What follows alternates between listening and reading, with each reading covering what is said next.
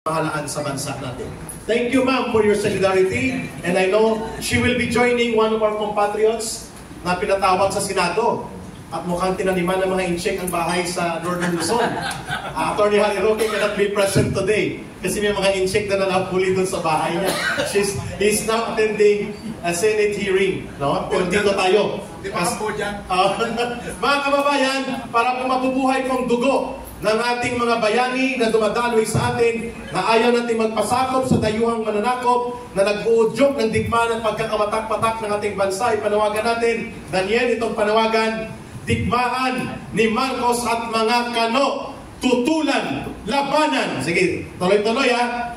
Digmaan ni Marcos at ng mga kano, tutulan, labanan. Go! Parang walang effect ang kape ha. Buhay na panawagan ito, dapat naka-live tayo eh. Okay, one more time, isang practice at isang hataw. Digmaan ni Marcos at ng mga kano, tutulan, labanan. Saka, digmaan ni Marcos at ng mga kano, tutulan, labanan. Digmaan ni Marcos at ng mga kano, tutulan, labanan. Ayan, palakpakan natin ang boses ng sambayanang Pilipino. Thank you, Kyle. Our next speaker is Kaado Paglinawan, Vice President of the Agency of Philippine Studies. Let's welcome Kaado Paglinawan for his opening statements. Thank you. Sabi ni Kamintong, still fighting at 76, palaban at matikas ang paninindigan para sa bayan.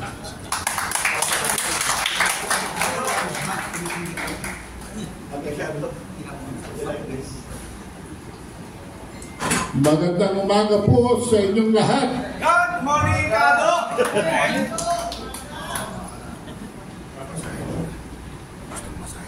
Magse-77 ako sa December.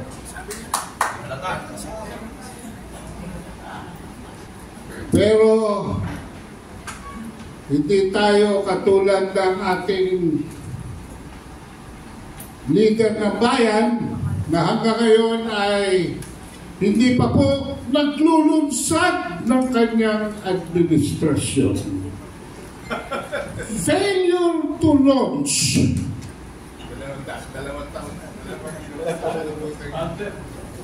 At dinadala pa tayo sa World War III. Explain ko sa inyo ang World War III. Baliktad actually. 3 digmaan ang krisis sa Malacanang. Bakit? Pulse Asia June survey speaks for itself. Our president now is suffering from a major headache dahil ang performance niya, approval 53, ang disapproval 19, ang net approval rating 34 na lang. This is before Typhoon Karina. Ang kanyang trust rating 52, approval 21, disapproval net 31%. Bagsak pa rin. Mamaya natin pupuntahan sa Inday. Papayag ba kayo na 3 lamang sa 10 Pilipino ang sumusuporta sa ating Pangulo? Papayag ba kayo? Dapat wala na. Hindi. Dahil ilan daw yung bumoto sa kanya?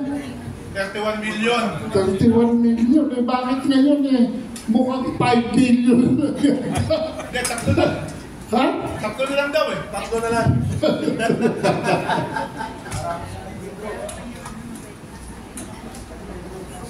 Katatapos lang po ng State of the Nation address ng ating Pangulo. Pero para sa atin, ito ho ang tunay na State of the Nation. our most urgent national concerns na sinimula na kaninang i-describe ni Kamentong Laurel. Pakita natin ang slide. Ayan. So, next slide. Ito ang unang digmaan, mga kabansa, na nangyayari sa ating bayan ngayon. Ang digmaan na pangkabuhayan sa loob ng ating mga pamilya, sa loob ng ating mga tahanan. Hindi ko na iisa-isahin. Pero ang pinakamataas po ay ang pagkontrola ng mga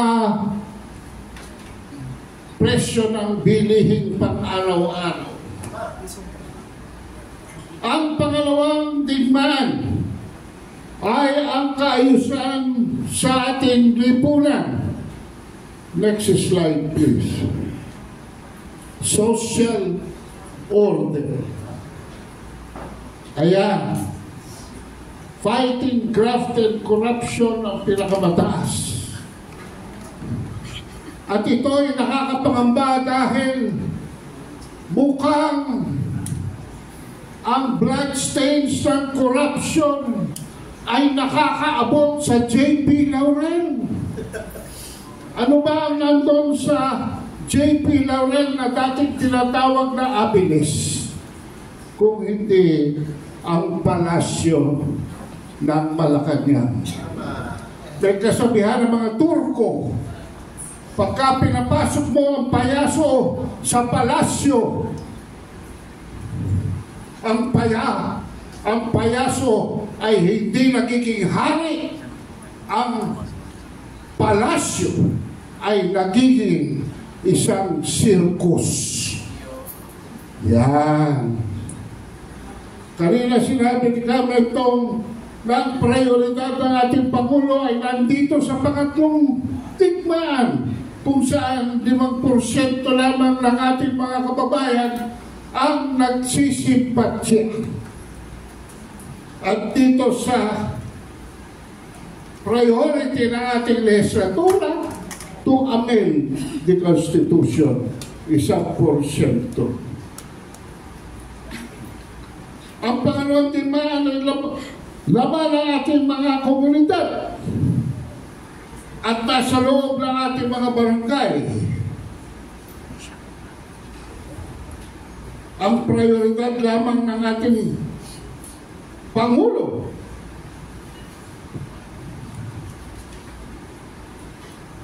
ay nandiyan sa 5%. Sa magulong isip lamang ng mga bangag at sa bangag na utak lamang ng ating literato. Subalit anong epekto nito sa ating sambayanan? Sa buong bansa, matinding pagkalito, malalim na kaguluhan na nagbabadya ng malawakang kamatayan.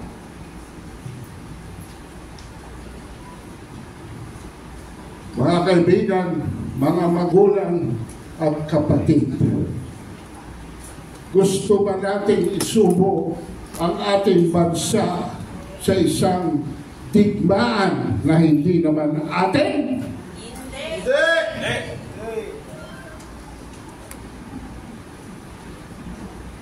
Alam nyo, bilib ako sa mga Amerikano. Bakit?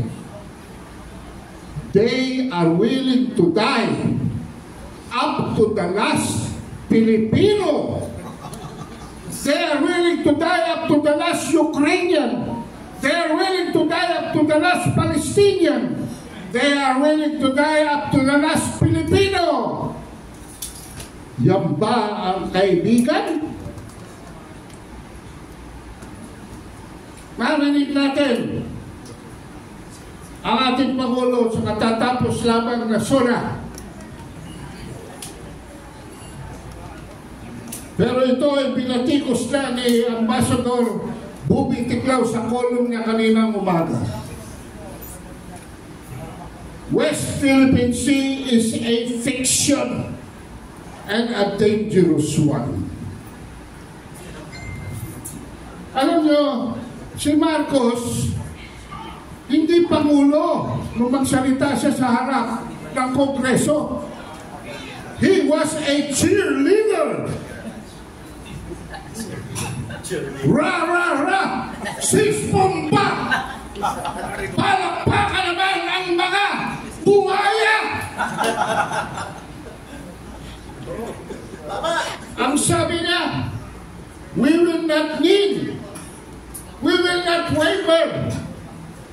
Ala, yung recent resupply mission to our soldiers on board the BRP Sierra Madre at Ayungin Shoal was without any incident. It was peaceful. Why? Because Marcos wavered. Because Marcos knelt. Marcos considered that number one, there will be prior notification. Number two, that there will be cargo inspection to show only humanitarian necessities and no construction and building materials were on board the supply ships. Huwag po tayong mag-isip na miski na isang segundo na papasok tayo sa teritoryo ng ating isang banyagang bansa ay bibigyan pa tayo ng red carpet. Mga kabansa, yan po ay red line. Makakapasok lamang tayo dyan kung meron tayong protocol na sinimula noong panahon ni Erap hanggang kay Duterte. Pero inalis po yan ni Marcos at ngayon ibinalik na niya. So Marcos wavered at lumuhod siya. Dahil kung hindi siya luluhod, pag-aalsa ang Armed Forces of the Philippines dahil ang mga marinong naka-assign sa BRP Sierra Madre ay mamamatay sa gutom. Huwag tayong magbiruan pagdating sa foreign relations. Hindi na yan abot ng payola ni Tambaluslos. Hindi na yan abot ng ayuda ng First Lady.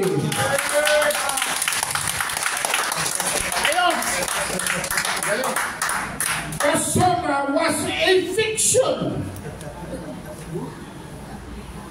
The matatag curriculum and systematic overhaul of our public school system under former Secretary of Education Sara Duterte is the only accomplishment of the Marcos administration for 2 years.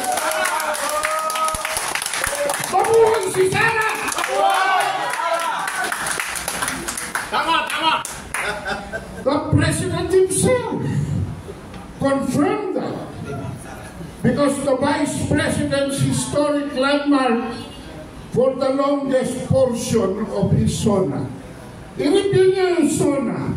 Pinakamahaba yung tungkol sa ating mga guro at sistemang edukasyonal. Kaya ang acronym ngayon ng zona, State of Law Achievement. So, the Pogo ban is a fiction. Isang araw lamang, kinabukasan, all Pogos will be banned by year end. Ano ang nangyari? Nag-announce na his wife's stool video, si Altenco Patcor Chairman, was already announcing 12 exemptions. It seems magkakaroon lamang ng pagpapalit sa pangalan. Pogo to internet gaming licenses. Para magkaroon ng isa na namang round ng kotongan. Wow! The 5,500 flood control projects are a fiction. Pinatunayan niya ng Typhoon Karina.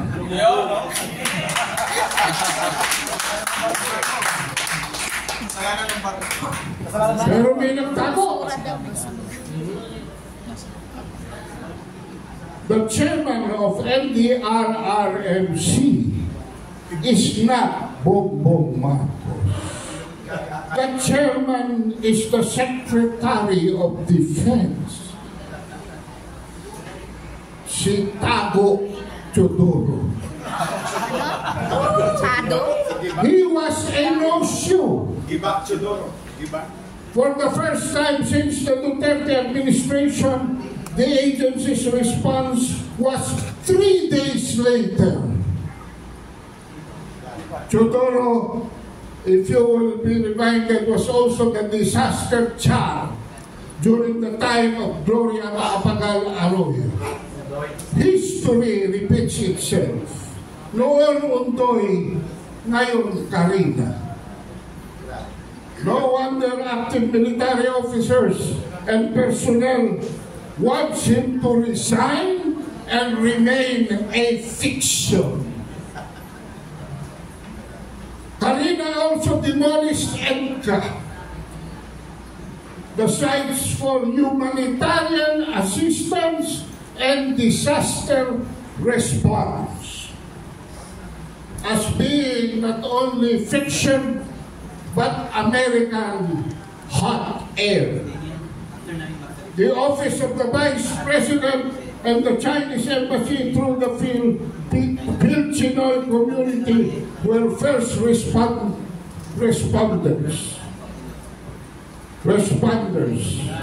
No American soldiers and equipment on site. Meron ba kayong nakita ng Amerikano na nag-jet ski dyan sa mga baha sa paligid ng Metro Manila? Intermission. Parating yung parating na yung mga nagmarcha. Okay. Briefly lang. We would like to recognize yung ating mga kasamahan na nagmarcha po dyan sa labas, mga grupo ng Anti-Imperialist Coalition. Salubungin mo natin sila sa grupo na pinamumunuan nila Ginoong RJ Avellano. Ito po yung mga dumalo doon sa pagtitipon ng mamamayan sa liwasang Bonifacio na isiniwalat nila ang napipintong pagwasak sa ating bayan dahil sa EDCA sites at sa mga digmaang patakaran ng Estados Unidos na ipinapatupad ng parang tuta ni Marcos Jr. at ng kanyang gobyerno. So muli, palakpakan natin ang mga kasama natin mula sa Anti-Imperialist Coalition at Coalition ng Mamamayan kontra Giyera. Salamat po kami. Imperialismo! Ibagsak! No to EDCA Proximas! Ayun! No to EDCA Proximas! No! Ayun! Maraming salamat, Ginong RJ. Find your space. At magpapatuloy po si Kamintong at may mga iba pa tayong mga speakers to wrap up at babasahin ni Kamintong po on this portion. Salamat RJ sa grupo. And the rest, please pay attention. There is a breaking news. Naglabas po ng sulat ngayon ang Vice Presidente Inday Sara Duterte upang magsalita sa kalagayan na ang Philippine National Police at this very moment ay parang private armed group ng mga politiko. Let's listen to Kaado Paglinawan on this. Kamintong, would you like to announce? Okay. For a few minutes, we will move forward ang ating mga symbolic na mga representation na ang digmaan ng Amerika na napipintong wasakin ang pinakamamahal nating bansang Pilipinas. RJ, find a space in front. Salamat. Tama po yan. Sa likod po, makikita ninyo ang mga symbolic na mga representasyon ng mga armas pangdigma ng Amerika na gustong ilagak at itago sa ating bansa na magbubunsod ng digmaan hindi lamang sa riyon ng Asia-Pasipiko kundi sa buong daigdig. Kaya maya-maya po, tatalakayin natin yan.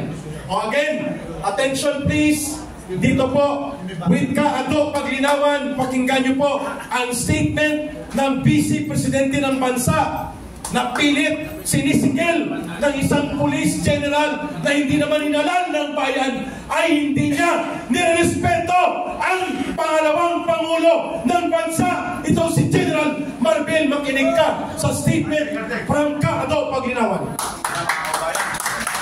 Bago ko po mag-itin ang aking konklusyon, sisingit lang po natin ang isang open letter to Romel Marbil galing sa ating Vice Presidente. Romel, noong lumabas ang issue ng pagbabawas ng aking security personnel, nagbigay ako agad ng pahayag na hindi ito makakaapekto sa aking trabaho bilang ikalawang Pangulo ng Pilipinas. Agad ko sana na matapos na ang usapin ito dahil hindi habak na napakaraming mga suliranin ng ating bansa na higit na mahalaga kaysa sa aking proteksyon. Subalit, tila nakakatatlong interview ka na sa patungkol sa akin. Sa isang banda, naiintindihan ko kayo sapagkat natural lang sa mga nagsisinungaling na magkaroon ng sari-saring kwento at dahilan. Pero hindi ko na maating ang tuloy-tuloy na paglilinlang sa aking mga kababayan. Ulitin ko, wala akong problema sa pagbawi ng PNP personnel bilang security team ng Office of the Vice President.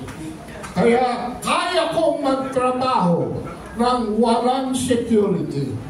Ngunit may problema ako sa mga kasinungalingang ipinapahayag sa taong bayan, lalo na kung ang mga kasinungalingan ito ay mula mismo sa pinakamataas na opisyal ng kapulisan. Iisa-isahin ko. Una, ang Vice Presidential Protection Division ay isinailalim ng PSPG ayon sa utos ng Napolcom ay sadyang ginawa para hindi pakialaman ng mga tulad mo ang security ko at ang susunod na Vice Presidente ng bansa. Malinaw ito sa dokumento ng Napolcom at PNP. Pangalawa, sinabi mo, local police also augment Duterte security every time she visits the provinces. Kaya nga ang BPPD para walang hablutan at hindi maabala ang trabaho ng local police. Pangatlo, we requested the Office of the Vice President for a possible pull-out of our 75 personnel because we really need our personnel on the ground in the National Capital Region, and they agreed. Walang request na nangyari. Sinabihan lamang ng PSPG ang OVP na kukunin nila ang mga personnel. Hindi na kami nakipagtalo dahil ikaw naman ang batas, di ba? Kasunod nito ay lumabas na ang relief orders sa utos mo. Ito ay base na rin sa dokumento ng PNP. Pangapa, we don't see any threat against the Vice President, sabi mo, so we need to reduce the people. If they want more, then we will add if they request it. Hindi ba malisyosong pagpapalabas ng video footage noong ako'y nasa NAIA? kuha sa isang lugar kung saan pawang mga empleyado lamang ng paliparan at piling tao ang maaaring nandoon. Hindi na baling ako, ngunit nakuha dahil sa publiko rin sa naturang video ang aking asawa at mga minor na edad na anak na naging malaking banta sa kanilang seguridad. Bukod pa rito, kung kamakailan lamang ay nagtuloy rin ang mga operatiba ng PNP sa lugar kung saan ako nakatira upang mag-casing. Pilit pang inaalam kung nasaan mismo ang bahay na inuupahan ko. Bahay kung saan rin nakatira ang aking mga anak. Kung hindi ito napigilan ng mga ng magandang loob ng opisyal ng Homeowners Association, hindi ko na alam kung ano pa ang maaaring mangyari. Ano ba ang ibig sabihin ng threat sa iyo? Ang banta ba ay maaari lamang magmula sa mga external elements? Hindi ba ang threat kung harassment ay nanggagaling mismo sa mga tauhan ng gobyerno? Isa pa, sinasabi mong walang threat pero pwedeng mag-request ng dagdag na personnel. Ano ba talaga? Kung talagang wala kang nakikitang banta laban sa akin, bakit nagtira ka pa ng 45 na tauhan ng PNP na ikaw ang pumili? Tandaan mo, pagdating sa seguridad ng aking pamilya, ako ang magsasabi kung sino ang karapat-dapat, hindi ikaw! Tama! Mambabatas ka lang, hindi ka Diyos! Panglima, the relief was for police visibility. Maganda sana ang hangarin kung totoo, ngunit kaduda-duda na ang 38 sa 75 PNP personnel na pinili yung masakop ng relief order ay mga pulis na mula sa Mindanao at pinalipat-lipat sa National Capital Region na para bang hindi kulang ang pulis sa Mindanao. Simula na maging mayor ako ng 2010, nandiyan na ang issue ng kakulangan ng pulis. Hindi mo mahahabol ang police to the population ratio sa pagkuha ng security ko. Ang kailangan ng PNP ay isang chief na makabago mag-isip at gagamit na makabagong teknolohiya, drones, innovation at iba pa upang mabigyan solusyon ang issue ng peace and order. Kung kaya ninyong ilagay sa alanganin ng aking seguridad, nag-aalala ko sa uri ng harassment na kaya nyong gawin sa karaniwang mamamayan. Tama! Tulad na lamang ng intimidasyon sa mga ordinaryong mamamayan para sa service ng warrant of arrest para kay Pastor Kibuloy sa Davao City, kamakailan. Ang relief ng mga PNP personnel ay dumating pagkatapos ko mag-resign sa DepEd. Pagkatapos kong ihanding ang SONA sa isang catastrophic event at pagkatapos lumabas ang cocaine video. Wow! Let us spare our people from all the lies. Let us call it what it is, a clear case of political harassment. Ito ay malinaw, lalo na't saklaw ng relief order ng mga tauhan ng PNP. Mayroong trust and confidence ko dahil kung hindi sila security ng Pangulong Rodrigo Duterte mula pa noong 2016, ay security ko ay mula pa noong 2007. It was obviously targeted list and a targeted maneuver, nothing less. Masyado na atang mahaba ang sulat ko. ang gusto ko lamang ay huwag mo akong banggitin sa mga pag-i-interview mo. Unahin na natin ang pagtulong sa mga nabaha, pakikiramay sa mga namatayan, at mga nakamamatay na sakit na nagdarasal ng dagdag pang mga araw sa pagtutok sa kahirapan ng gutom at marami pang problema ng mamamayan. Asahan mo ang sulit na ito sa pagbabalik ng 45 na pulis na pinili mong manatili sa akin dahil hanggang ngayon talamak pa rin ang droga at krimen at nananatili ang takot ng mga Pilipino sa mga daan. Sana naman makatulong ito sa trabaho mo at laging tandaan para hindi magkabuhol-buhol ang kwento mo. Lagi kang magsabi ng totoo. Para sa bayan, Sara Duterte! Mabuhay ang Vice Presidente ng bansang Pilipinas! Mabuhay ang pag-aayag ng katotohanan!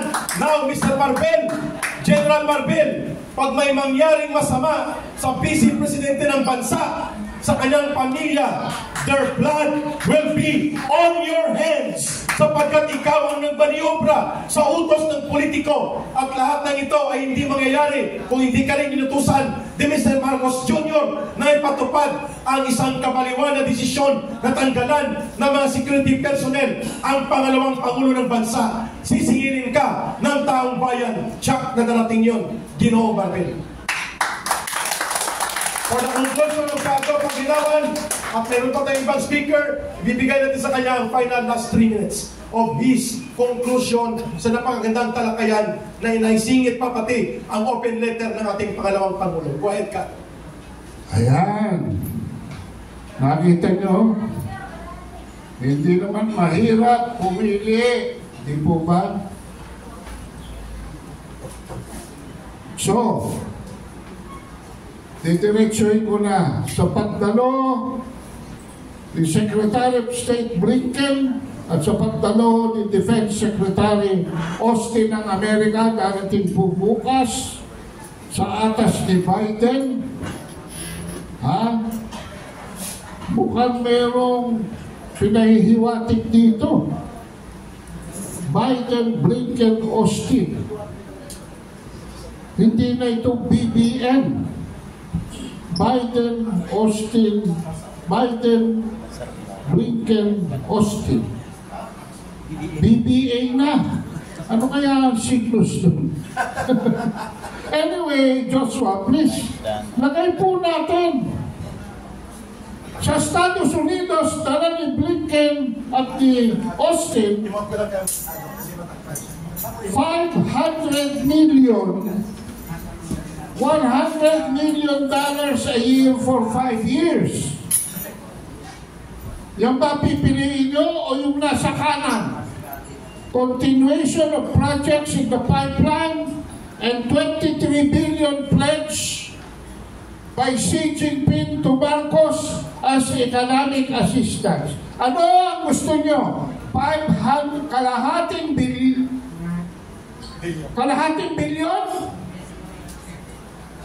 O 23 billion? Relax. United States. Hindi naman papasok ito sa Pilipinas. Itong perang to. Pupunta ito sa mga bulsa ng mga war equipment manufacturers. Military and equipment and supplies only. Samantalang sa kabila, an economy that can afford military modernization. Pangatlo, delivery in kind, no economic benefit for the country. Sa kanan, new money to spur development and shield inflation. So anong pipiliin nyo? Pang-apat, isang katerbang provisiones. Kapalit, scratch my back, I scratch yours. Yung kabila, walang onerous conditionalities. Kung ano lang ang mapag-usapan. Huli, narito po ang danger of of preemptive attack by China, Russia, and North Korea. Explain ko lang konti mamaya. Sa kabila, ASEAN of neutrality and nuclear-free zone. Mga kabansa, itong panghuli, danger of preemptive attack by China, Russia, and North Korea ay pinagtitibay dahil noong Abril 17, nagpasok po ang Amerika rito ng tinatawag na Typhoon missile system. This is capable of launching the Tomahawk subsonic missile ng Amerika with a 2,500 kilometer radius. Abot sa Guam, abot sa Malaysia, abot sa Brunei, abot sa Singapore, abot sa Indonesia. Sa Kanluran, abot sa Laos, abot sa Myanmar, abot sa Cambodia, abot sa Vietnam, abot sa Thailand. At sa norte, abot sa China, abot sa North Korea. At kakalimutan ng Amerika na ang Russia ay may Pacific Front sa Vladivostok na nakaharap sa Alaska. At ito pong Tomahawk missile ay capable of being armed with a nuclear warhead. Ayan mga kabansa, ang problema. Saan kukuha ng Tomahawk missile sa Pilipinas? Nag-order na po ang Japan ng 400, 200 of which to be delivered next year. Thank you. So, maaari po yung ibang 400 dyan ay baka sa Northern Luzon dalhin. Hindi tayo nakakasiguro dyan. Nung nabuko sila, sabi nila, alisin daw ng Amerika ng Setyembre. Bakit nila dinidelay? Because they are training our amboys in the military for joystick management. Pwede ilusad sa Japan, pagdating sa banda rito, pabalikin ang ating mekanismo, joystick pabalik sa China. Anyway, narito po ang aking huling portion. Pinakita natin kanina ang approval rating ng ating presidente at trust rating. Maghihintay po ba tayo ng fatal overdose? Nakakainip. Bahala kayo. Kung ano ang inyong gusto, this is a democratic country. So ang masasabi ko na mga kabansa, alamin na natin talaga kung ano ang prioridad ng sambayanang Pilipino at itaguyod natin ang liderato na sumusuporta sa tunay at totoong pangangailangan ng bawat isang mamamayang Pilipino, hindi para lamang sa isang pamilya. Yan mga kabansa ang pangwakas na salita ko sa inyo. Kaya ano ang sabi ng Marcos? Alis dyan! Marcos! Alis dyan! Marcos! Alis dyan! Ayun! Mabuhay Ginoong Adok Paglinawan. Daniel, before ang ating pagpapakilala ng susunod na tagapagsalita, muli, mabubuhayin natin ang panawagan kanina na nagsabay-sabay tayo. Digmaan ni Marcos at ng mga kano. Tutulan, labanan, ready, go! Digmaan ni Marcos at ng mga kano. Tutulan, labanan, digmaan ni Marcos at ng mga kano. Tutulan, labanan! Daniel, take it over. Thank you, Pado, for that very powerful presentation. Next, I'd like to welcome Professor Romel Panlawi to give us his opening statements. Thank you. Si Professor Romel Banlawi po ay naging bahagi din ng National Security Council sa unang bahagi ng paglilingkod ng Marcos Administration at may extensive study po tungkol sa mga pansiguridad at mga relasyon ng mga bansa sa Asia. Kaya po siya magsasalita dito para mahayag ang katotohanan. Professor, Let's give him a round of applause. Mabuhay ang koalisyon ng mamamayan kontra sa gera! Pero countdown muna po tayo, kalma lang. Dahil sa mga panahon po ito, kailangan po natin kalma lang. So baby, kalma. At sa bahagi po ng pagkakalma po natin, I want to start from what Kamentong ended earlier. Nung nagkaroon ng isang mapayapang roaring mission ang ating tropa sa Ayungin Shoal noong July 27. Bakit po nagkaroon ng mapayapang roaring mission? Walang insidente, walang laser pointing, walang finger cutting. Bakit po? Dahil po nagkaroon po ng kasunduan ang China at ang Pilipinas noong July 21 na de-escalate ang situation. Yun po ang dapat na ginawa ng ating pamahalaan nung unang araw pa lamang ng kanyang pag-upo sa pwesto. Kailangan po natin ng pagkikisundot sa China. Kasi po, ang issue po sa West Philippine Sea, hindi po malulutas yan sa paraan ng EDCA. Hindi po yan malulutas sa paraan ng mga armas militar. Yan po ay malulutas sa pamamagitan ng isang mapayapang pag-uusap. At yan po ang isinagawa ng Pilipinas at ng China noong July 21.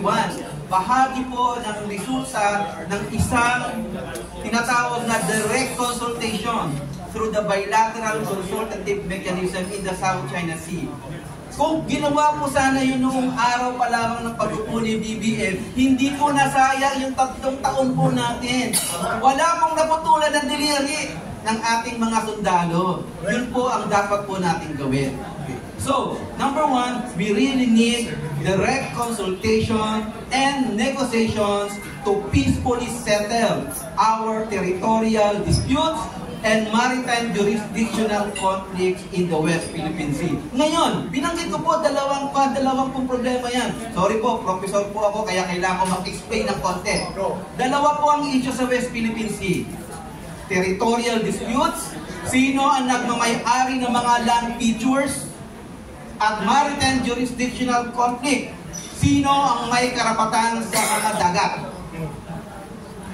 Ano po ba ang pinaglalaban natin sa Ayungin Shoal?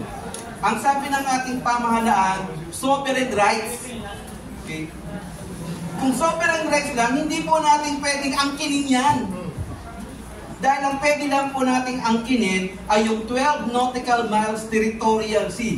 Yan po, atin yan. Pero yung 200 nautical miles exclusive economic zone, at tayo po nag-file ulit ng tinatawag nating extended continental shelf, mabibigyan po tayo ng additional 150 nautical miles of water pag nagtagumpay po tayo. So aabot po ng 350 nautical miles ang magiging sovereign rights po natin sa water. Yan po ay karapatan. Pero hindi po natin pwedeng ariin yan.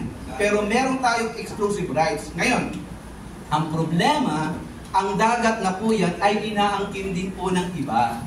At ang sinasabi ng UNCLOS, kung meron pong maritime jurisdictional conflicts, all parties in conflict should avoid conducting unilateral actions that are hostile to each parties. So, ibig sabihin, ay dapat di tayo gumagawa ng mga hostile actions sa area na yan. Hindi lamang ang Pilipinas, at lahat po ng parties yan. At ito po yung masaklap na katotohanan. Ayoko ko sanang magsabi ng masaklap na katotohanan, pero kailangan ko sabihin po inconvenient truth. Alam niyo po ba yung Kalayaan Island Group? Ilan po bang land feature sa Kalayaan Island Group ang dineclare natin na bahagi ng ating teritoryo? Alam niyo po ba kung ilan? Aba, hindi niyo alam. Ang Kalayaan Island Group po na nakalocate sa Spratlys, 48 land features po ang dineclare ng ating batas na bahagi ng ating teritoryo. Pero, ilan po ba sa mga land features yan ang kontrolado natin? Alam niyo po ba kung ilan lamang? Siyam lamang po. Out of 48. 21 po okupado ng Vietnam. 7 okupado ng China. 5 okupado ng Malaysia. 1 okupado ng Taiwan. So we lost not only a square inch of our territory. Hindi po square inch ang 21 land features. Hindi po square inch ang 5 land features. So ibig sabihin po, inagaw na po ng iba ang dineclare natin na teritoryo natin. Pero, bakit China lang ang ating pinagpuputukan ng butsi? Bakit maganda ang relasyon natin sa Vietnam at hindi sa China? Bakit maganda ang relasyon natin sa Malaysia kung saan sinakop niya ang Sabah? Correct. Teritoryo natin sa US. Teritoryo natin yan. Tanong natin sa US. So, ibig sabihin, kaya po natin makipagsundo sa ating neighbors na hindi dapat dadaan sa kaguluhan. Bakit hindi natin magawa yan sa China? Alam niyo po ba kung bakit? Dahil tayo ay nagpapa-apekto sa isang foreign power. Magagalit si Uncle Sam. Yun. Kaya dapat iwas po tayo sa gulo. At dapat sa halip na sundin natin ang dikta ng Estados Unidos, sundin po natin ang sentimiento ng ating neighboring countries in ASEAN. Ano ba ang sinisigaw ng neighboring country natin sa ASEAN? Let us declare the region as a zone of peace, freedom, and neutrality. Tama. Yan po ang dapat nating ipaglaban. Hindi po pagkunuhan. Tama. And lastly, gusto ko pong i-end yung aking pananalita sa ina-advocate ngayon ng China. Alam niyo po ba, ang China ngayon ay nagdiriwang ng kanilang 70th anniversary of the principle of peaceful coexistence. Napakaganda po niyan. We need peaceful coexistence, not a strategic competition in the South China Sea. Yan po ang dapat nating gagawin. Okay. At alam niyo ba, sa loob po ng mahigit 1,000 taon, dating back as early as the 5th century or 6th century BC, ang South China Sea was not the sea that divided the Filipinos and the Chinese. The South China Sea was the source of our connection, Correct. not division. So huwag po natin hayaan na ang South China Sea ay maging bahagi ng ating pagkakawatak-watak. The South China Sea is the source of our connection with the Chinese. At alam niyo po ba, na kaming mga members ng academic community, napakarami na po naming pag-aaral on how to promote cooperation rather than competition in the South China Sea. At ano po yan? Magbabanggit po ako ng 5 na nakasaad sa Declaration on the Conduct of Parties in the South China Sea that was signed by China and ASEAN in 2002. Ano po ba yung areas of cooperation na pwede natin gawin? Number 1, marine scientific research. Kailangan po natin yan para maproteksyonan po natin ang yamang dagat ng South China Sea and kabuuang West Philippine Sea. Second, marine environmental protection. Third, search and rescue operation. Fourth, cooperation in the area of safety of navigation at sea. And finally, 5, cooperation in the area of combating transnational crimes. Yun po ang dapat natin pinagtutuunan ng pansin. Paano maipopromote ang cooperation rather than competition in the South China Sea. And finally, baka nalilito po kayo kasi sa aking pananalita, pinaghahalo-halo ko po yung salitang South China Sea at West Philippine Sea. Alam niyo po ba yung pagkakaiba niyan? Hindi po interchangeable ang dalawa na yan. Ang West Philippine Sea po ay ginamit nating label to discuss the waters that we claim that part of our sovereign rights. Bahagi lang po yan ng South China Sea. Ang West Philippine Sea po ay 30% lang po lamang ng kabuuang South China Sea. At 30 dagat ang nakabilang po sa West Philippine Sea. Lahat ng dagat o tubig na nakapalibot sa Kalayaan Island Group, lahat ng tubig na nakapalibot sa Scarborough Shoal, at ang tubig na nakapalibot sa Luzon Strait. Yan po ang West Philippine Sea. So hindi po siya, pag sinabi natin West Philippine Sea po, hindi po natin tinutukoy yung kabuuan South China Sea. At ang South China Sea po, tatlo po ang major areas of competition. Paracel, pinag-aagawan lang po yan ng China at ng Vietnam. Spratlys, pinag-aagawan po yan ng 5 bansa. At ang Scarborough Shoal, Pilipinas lamang po at China. Pero ito po ang naging problema. Dahil po sa international arbitration, declare ng international arbitration ng Scarborough Shoal ay traditional fishing grounds ng mga user states. Correct. So naging international siya ngayon, hindi lang bilateral in nature. Sa makatuwid, sa pag-aaral po naming mga eksperto, ang South China Sea ay hindi po lamang issue na nababasa natin sa media kung saan pinapakita na flashpoint of conflict po siya. Okay. Yan po ang narrative ng West. Ang narrative po sa ASEAN, we will declare the South China Sea as a source of peace, friendship, and cooperation. Mabuhay po kayong lahat. Daniel Alina, maraming salamat sa paglilinaw at mga paghahayag ng katotohanan na ginawa po ni Professor Romel Banlawi. Malinaw po ang kanyang dinabanggit. Hindi po digmaan at patutunguhan na dapat natin, kundi pakikipagkausap, pakikipagkaibigan, diplomasya at dialogo, sapagkat ang mga karatig bansa natin ay ayaw ng digmaan. At ang Pilipinas lang po sa solsol ng Amerika at kagustuhan ni Marcos Jr. ang gustong makipaggirian at makipagkiskisan dyan sa issue ng South China Sea at sa usapin ng West Philippine Sea. Daniel, take it over. Thank you again, Professor Banlawi, for reminding us that the South China Sea is a sea that is the source of our friendship and cooperation and connection, and not competition, confrontation, and war. Thank you again. For 600 years. For 600 years. Okay, by the way, may dalawa pa kaming naka-standby na magsasalita, no? Si writer and commentator E.B. Hugalbot on standby na, and international human rights defender, lawyer na tumutulong sa atin, Attorney Arnedo Valera from America, on standby na rin. Pero may dalawa pa tayong magsasalita dito sa ating kapulungan. Thank you, Kyrie. Let us turn our attention in front to these, what we have presented here on the stage, and let us welcome Mr. RJ Avellana to come in front and give us a explanation on the dangers of EDCA and the incoming proxy war. Thank you.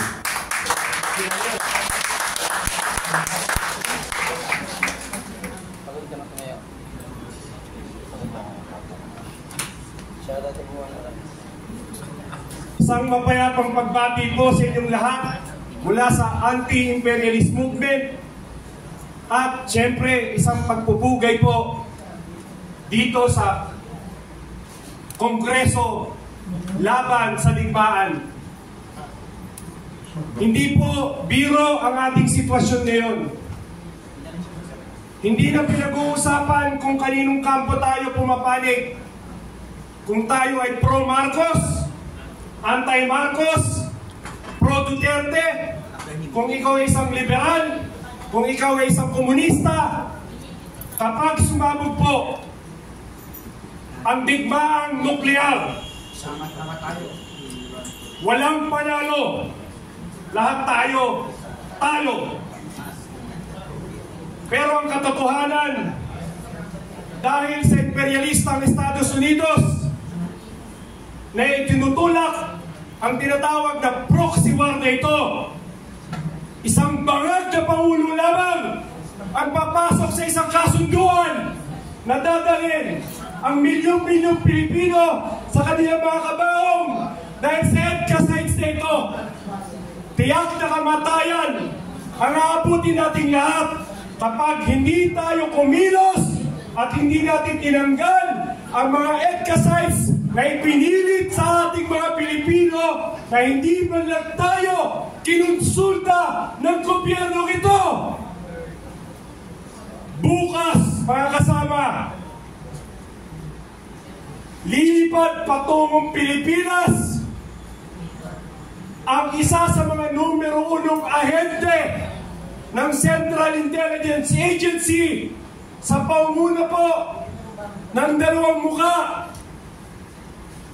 Secretary Blinken at Secretary Austin ng Estados Unidos.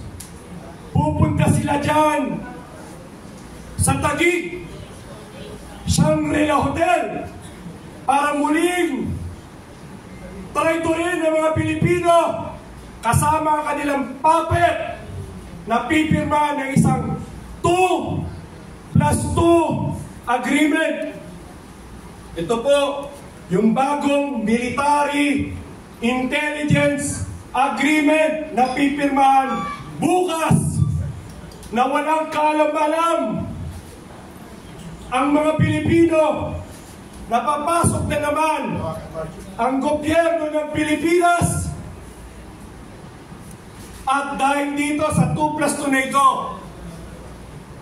tiyak po ang di naman kaaway ng mga Pilipino at ng Pilipinas, kagaya ng Russia, kagaya ng China, ay tiyak magkakaroon ng reaksyon. At ito po, ang mga nuklear na ito, ayaw at sa gusto natin, sa isang pindot lamang, ay maaari pong mabura ang Pilipinas sa mapa dahil sa proxy war na ito. Magbibigay po ako ng isang halimbawa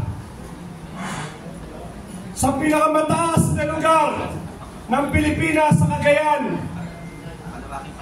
Pag sinabi kong detonate, tumingin po kayo rito. Ayan po. I-detonate po yan. Ang gamit po niyan ay itong bomba nuklear na ito. 5 megaton. Ang ibig sabihin, 1 megaton, 1 milyong toneladang dinamita. Ang katumbas, 1 milyon, 5 milyong toneladang dinamita. Kapag ipinukul po sa lalo, military base, lahat ng mga tao doon sa isang pindot lamang pag-release ng bomba nuklear na yan. Detonate! Mark, detonate! Ayan po ang bilang. Tumingin po kayo ron. Kung meron kayong kamag-anak, kung dyan kayo pinanganak, kung kayo ay pro-Duterte, pro-Marcos, komunista, hindi na ako titignan yan. Kahit pag pumutok kayong oras na ito, tinarget ang Metro Manila, hindi nyo na mararamdaman yan. Apo na lang tayo. Kaya ang tanong mga kasama, papayag ba tayo na manatili ang mga EDCA sites na ito, na malinaw na ito ay magneto ng digmaan? Papayag po ba kayo? Hindi! Papayag ba kayo? Hindi! Bukas, muling pipirmahan ng isang military intelligence agreement sa pagitan ng Estados Unidos at ng Pilipinas na walang kaalam-alam ang 120 milyong Pilipino. Mag-sample po tayo sa ikalawang base militar ng EDCA, Antonio Bautista Air Base. Ito po, sorry. Camilo Cias, Naval Base, Santa Ana, Cagayan. Dahil sa proxy war na ito,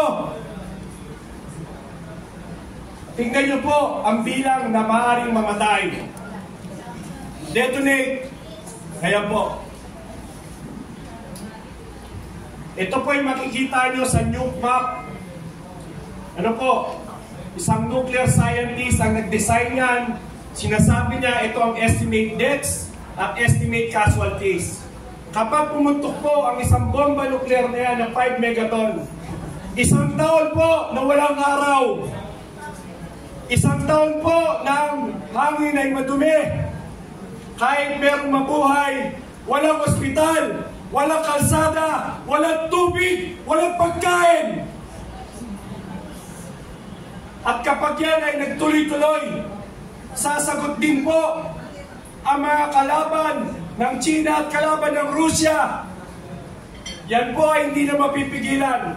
Kung 8 bilyon ang tao sa mundo, kung 8 bilyon, otomatiko po sa digmaang armas nuklear na ito na hindi biro, 5 bilyong tao sa mundo ang mamamatay. Sa isang iglap, ang 3 bilyon na tao na mabubuhay, walang pagkain, walang araw, walang kahit ano. Ang sasabihin ng mga tao mabubuhay na matitira sa digmaang ito, sana na pumutok ang bomba nuklear, isinama mo na lang kami. Gusto nyo bang mangyari yan? Hindi! Hindi po ito biro at hindi po ito pananakot. Kaya merong malaking pananagutan si Gibo Teodoro. Dahil si Gibo Teodoro ay tiyak giba kay Gibo ang Pilipinas. Kaya mga kasama, 2 base militar pa lang ang binanggit ko.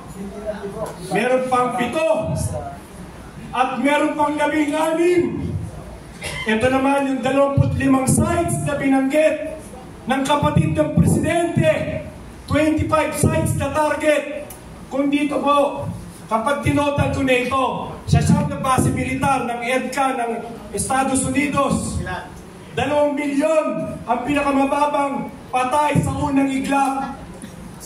At ang sugat, ang may sugat, hindi mo bababa sa 10 milyon. Yung siyam na base militar lamang. Sinasabi 25. Nasaan yung 19? Matinong pag-iisip pa ng presidente ang papasok sa ganitong klaseng kasunduan? Hindi! Bakit? Kaya sana, kahit sa ating vice-presidente, yan din ang ating hamon sa kanya. Kapag siya ay naupo, kinakailangan ng mga EDCA sites ito ay talagang ilibing na natin ng tuluyan kasama ang Mutual Defense Treaty, kasama ang BFA, kasama po ang RCA na bagong pinirmahan doon sa mga nanakop sa ating mga hapon sa Pilipinas noong Second World War. At ngayon, binuksan natin ang pinto sa mga imperialistang hapon. Bubuksan din po natin sa mga ibang kasunduan. Pipirmahan pa nila ang kasunduan sa Pranses, ang kasunduan sa mga ibang European nation, sa Canada, mga military agreement, lahat. Mahal ang tubig, mahal ang bigas, mahal ang kuryente, mahal pa tayo ng ating Pangulo. Hindi! Mga kasama, samahan niyo bukas ang anti-imperialist movement. Magtitipon-tipon po kami dyan sa kanto ng Jau Building, Delta Avenue, Quezon Avenue, tabi po ng Popeye. Ano po? Alas 9 ng umaga, alas 10, lalakad tayo dun sa Boy Scout of the Philippines, dun sa Circle. Magmamarcha po tayo. Kung pwede, magsuot po kayo ng itim, magdala kayo ng payong. Sasabayan natin ang pirmahan na hindi natin tinatanggap na 2+2. Mga kasama, ito ang ating panahon para maningil. Hindi ito simpleng pagpapatalsik, kundi ito ay laban ng ating mga anak at susunod na henerasyon. Ang laban na ito ay hindi natin laban. Laban na ito ng mga susunod na mga Pilipino. Ipaglaban ng kapayapaan. Kapayapaan! Kapayapaan! Kapayapaan! Kapayapaan! Kapayapaan! No to EDCA proxy war! Scrap! Scrap! Scrap! No to EDCA proxy war! Mabuhay ang kapayapaan. Maraming salamat po. Napakaganda ng naging solidarity message nila Ginoong RJ Habiliana at ng grupong Anti-Imperialist Coalition. At mayroon pa po tayong nananabing mga tagapagsalita. Dr. Lorraine Badoy will be joining us. And also, Attorney Valera is on standby, and AP Hogalfort and Captain Valeros will also give solidarity message with us. Pero unahin na ni Daniel si Gino. Thank you, Ka-RJ Abeliana, for this very descriptive reminder of the cost of war, no to war. Our next speaker is Mr. E.B. Hugalbot from Cebu, a political commentator joining us via Zoom. Let us welcome Mr. E.B. Hugalbot for his opening statement.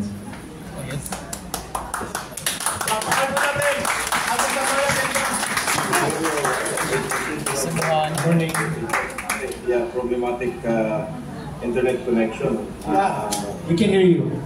Okay. You may proceed now, Ginoong E.B. Hugalbot. Ka Eric and Ka Daniel are the moderators. You may now proceed with your solidarity message, please. Yes, magandang umaga po, no? Sa lahat na nandito, and I'm very privileged na naimbita sa forum na ito alongside ng mga tinitingala natin ng mga new or the old new patriots, no? Ka Eric, Ka Mentong, and all the others, no? Yung pahayag ko, umpisahan ko na lang muna, no? I will center my statement to the statement of former UN Weapons Inspector and former U.S. Marine Intelligence Officer Scott Britton, when he told the Filipino people, America is not your friend. Ang mga Amerikano, and I'm not talking about the people, I'm talking about the deep state, no? The military, industrial, congressional complex, no? At kasama na rin yung academe at saka yung media. NIMAC na ang tawag niya, no? Anong sabi ni Scott Britton sometime in June? Na ang sabi nga niya, ang Pilipinas ay tulad nga ng Ukraine at ng mga iba't ibang bansa, ginagawa lamang yung instrumento, no? Nito nga mga Amerikano para mapalawig ang kanilang military adventurism, yung military interventionism, in order to fuel their defense industry. It's a big chunk or a big part of their economy. No? We go back 200 years, in the last 50 years, iba lahat, no, halos, no, ang gusto ng Amerika. Kasi nga, ito yung ng yaman nila. No? So, bakit hindi natin kaibigan yung mga Amerikano? Number one, Reuters exposed na in 2020 to 2021, a Pentagon-funded propaganda campaign against Sinovac vaccine was actually perpetrated during those times. Not because Sinovac lacks the efficacy, but because they want to drag China to the mud, quote-unquote, according to the source of Reuters.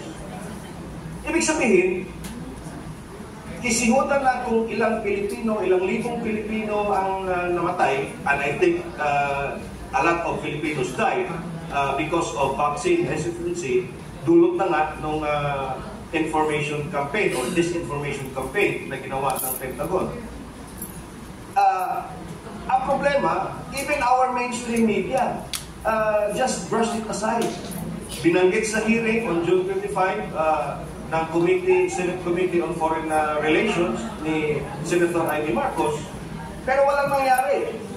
The afternoon they spent in an executive session, pero walang impormasyon, walang report si Senator Amy kung anong nangyari ko. No? That's number one. Number two, darating dito bukas si Department of Defense, US DOD Secretary Lloyd Austin. Kasama nga niya si US Secretary of State Anthony Blinken at to discuss nga yung binanggit kanina na 2+2 intelligence gathering agreement ba yun of some sort. No? At saka binibida na rin nila yung $500 million nga raw, no? Na military aid to the Philippines. Pero ano nga ba yung military aid na yun? It's under the FMF program of the U.S. Department of State. Ang FMF po ay foreign military funding it's a program under the US State Department kung saan yung Secretary of State sa Department of Defense Secretary mamimili ng mga bansa kung saan pwede nilang tulungan, no? In terms of military equipment o kung ano-ano dyan. But the problem with this, mga kababayan, ang FMF po, according to the website of the National Security and National Security and Defense Cooperation Agency ba yun? Yung FMF po, no? Dalawang klase yan. Merong isang grant, meaning hindi ko hindi babayaran ng beneficiary country, no? Walang bayad yung libre yun. Or in a form of a direct loan, which means babayaran mo. Yan ang hindi klaro. So dapat, yan ang dapat itanong natin bukas kina Secretary Blinken at Secretary Lloyd Austin. What is the nature of that 500 million military aid? Is it a grant which is free, or is it a loan to be repaid by the taxes of the Filipino people? Yun. Pangatlong argumento ko, no? Pangatlong premise ko, bakit hindi natin kaibigan ang mga Amerikano. Itong 500 million FMF allocation for the Philippines was part of the larger $81 billion supplemental funding that was approved sometime in April 20 or 21 ata yun, just this year, no? By the House of Representatives in the US, nauna nga niya yung Senado. Pero ito mga kababayan, kung talaga bang kaibigan natin ng mga Amerikano, out of the 81 billion na approved funding ngayon, 61 billion ay napupunta sa Ukraine. 61 billion. Ang napupunta sa Taiwan, in defense of Taiwan, quote na rin, no, is $18 billion.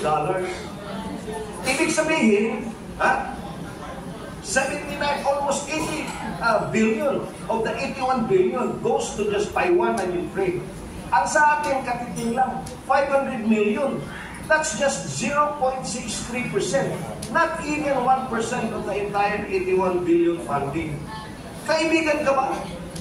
Hindi nga umabot ng 1% yung ibibigay mo. At questionable pa kung libre ba yun or babayaran mo. So, again, let me reiterate my point. I'm not against the Americans per se or the American people. What I am against, and a lot of Americans are also against, is this continuing effort of the people in Washington, D.C. to project their forces, to project their military might in unsuspecting countries like the Philippines. Okay? Ayun na nga, no? Mr. Putin called us out because of the deployment of the Typhoon systems. Immediately, nag-release ng statement yung AFP at saka yung mga unnamed military sources. Unnamed pa yan, that they will be returned back to the US in September. Ngayon, meron naman, pinakita ni Kamen kong kanina, na baka i-extend daw beyond September. Mr. Putin actually called the American. You seem to have some internet connectivity issues. Okay.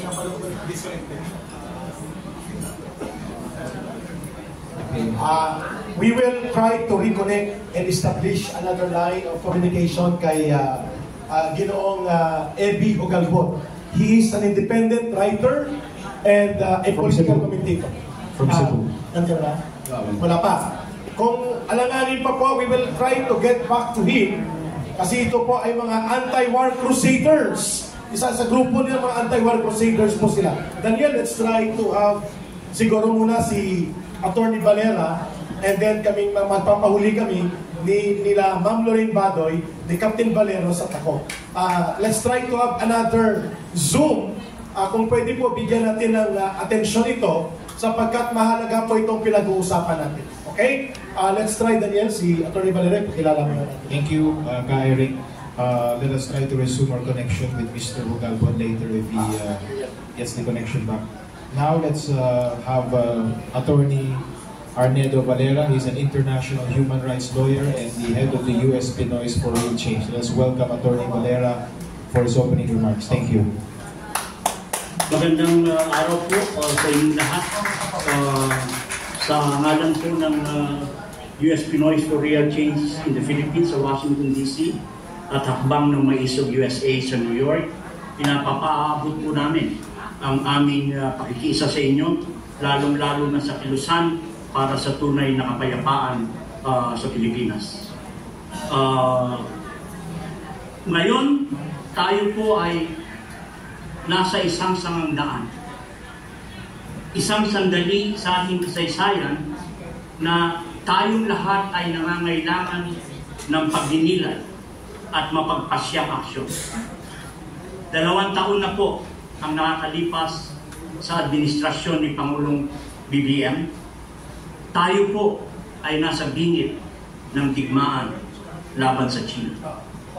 Ang nakababahalang sitwasyong ito ay malinaw na kaiba sa mga pangako noong kampanya at sa mga unang buwan ng kanyang pagkapangulo, kung saan ay maalala natin na tayo ay kaibigan ng lahat at kaaway ng wala, na sinasabing ito ang pinakamabuting makapaglilingkod sa ating pambansang interes. Naalala din natin yan nung tinanong si Pangulong BBM kung isasangkot ba nila ang Estados Unidos sa usapin ng South China Sea Dispute. At ang sinabi niya ay malinaw na ito ay isang recipe for disaster. Pero dapat natin itanong, bakit matapos ang 2 taon, tayo ngayon ay nasa bingit ng hidwaan sa China? Ang pangako ng pagkakaibigan at neutralidad ang dapat na bumabay sa ating ugnayang panlabas, sa ating pataharang panlabas, na tinitiyak na hindi tayo madadala sa mga geopolitika na alitan ng mga superpowers. Ang makisangkot sa isang potensyal na digmaan sa South China Sea o West Philippine Sea ay hindi po ito nagsisilbi sa ating pambansang interes. Ito ay isang maling landas na inilalayo tayo sa ating tunay na mga suliranin at prioridad sa ating bansa. Malinaw po ang ating saligang batas. Tinatanggihan natin ang digmaan bilang instrumento ng pambansang patakaran. Idinideklara natin na ang ating bansa ay isang zona na walang nuklear at pinagbabawal ang mga dayuhang tropa sa ating lupa. Gayunpaman, ngayon tayo ay may siyang na Enhanced Defense Cooperation Agreement or EDCA sites. Dekada na matapos natin tanggalin ang mga base militar ng Estados Unidos noong 1992. Patuloy pa rin tayong sumusunod sa Mutual Defense Treaty ng 1951 na isang nabi ng Cold War. Bakit natin pinapayagan ang intermediate range missiles at iba pang mga sandatang masakran na maimbak sa ating teritoryong soberano?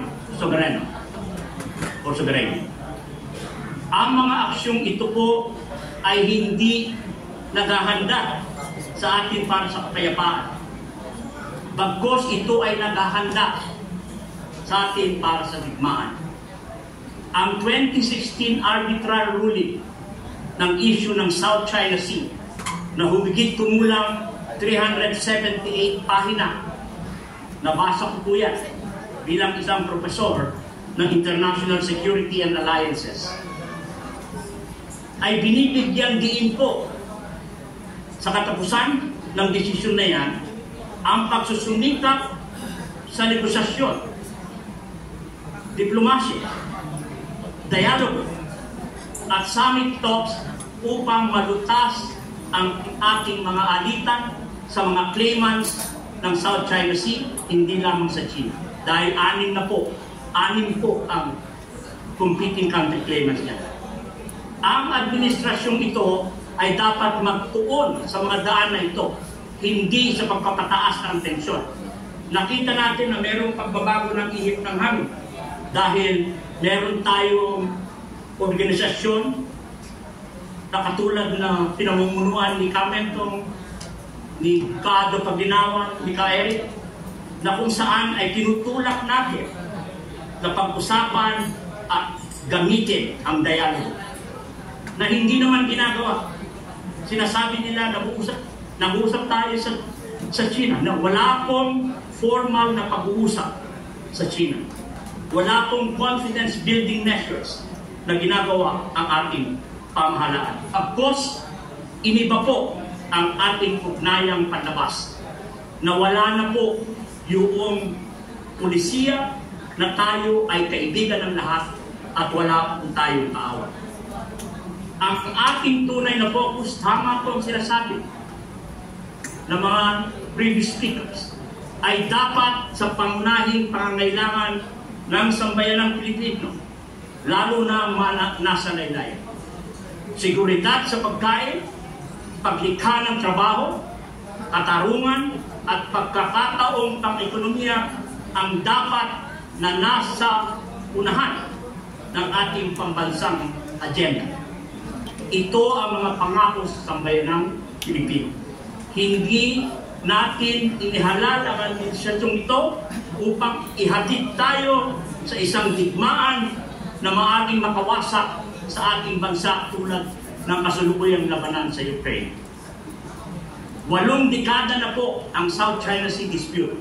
Kahit sa ating henerasyon, even during our lifetime, at the lifetime of the next generation, hindi po mariresolve yan issue ng South China Sea. Kaya we have to think outside of the box at tignan ito, meron bang economic opportunities na pwedeng tignan nito na kung saan ang mga competing claimants will be able to exploit the natural resources for the benefit of mankind. Dapat natin tanggihan ang digmaan sa lahat ng paraan. Kapayapaan at pag-unlad ng ekonomiya, hindi digmaan ang magsisilbi sa ating pambansang interes. Ang pambansang interes po ng Pilipinas ay kakaiba sa pambansang interes ng Amerika, kakaiba sa pambansang interes ng China at ng ibang bansa. Tayo po ang maglalakad kung ano ang ating pambansang interes. Dapat natin ideklara at ampunin ang isang patakaran na magtatatag ng neutralidad bilang mga kasapi ng non-aligned movement sa mundo. Ang makipag-ugnayan sa lahat ng bansa, sa China, sa ekonomiya, palakasin ang kalakalan at komersyo ay magtatatag ng mga ugnayang pang-ekonomiya sa lahat ng nanay sa bansa, batay sa paggalang po sa ating soberenya bilang isang bansa, at iyan po ay napakahalagang serbisyo. Kung ang mga superpowers po, katulad ng Amerika at China, na ngayon ay nag-uusap upang paigtingin ang kanilang economic ties, bakit tayo nagpapaudyok na pumasok sa guerra? Ang kailangan po natin ay palakasin ang economic ties natin sa lahat ng mga bansa gusto makipag-ugnayan sa atin. Hindi po tayo anti-American. Pinapatikos natin ang foreign policy. Tayo po ay bahagi ng pandaigdigang kilusan para sa kapayapaan.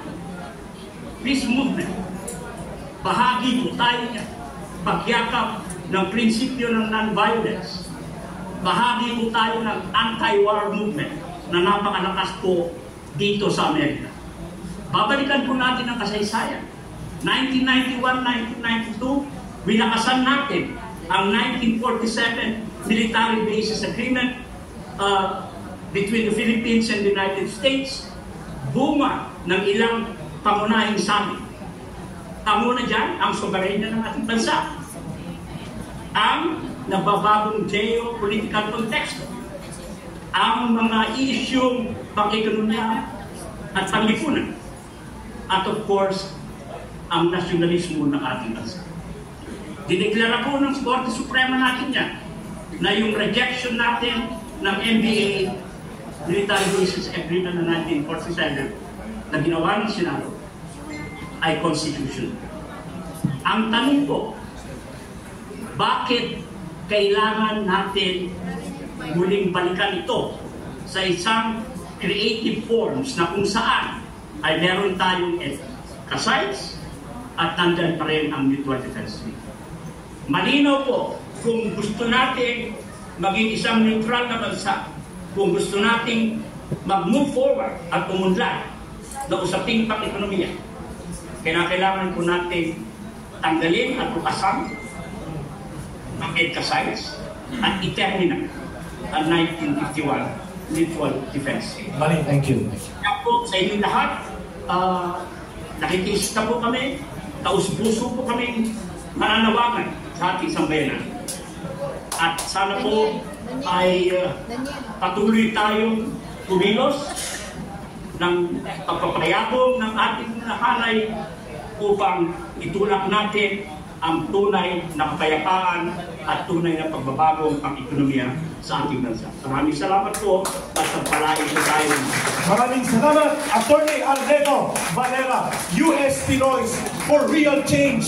At sila po ay nagsusulong ng solidarity movement against war and for peace sa ating bansa. Sila po ay mga Pilipino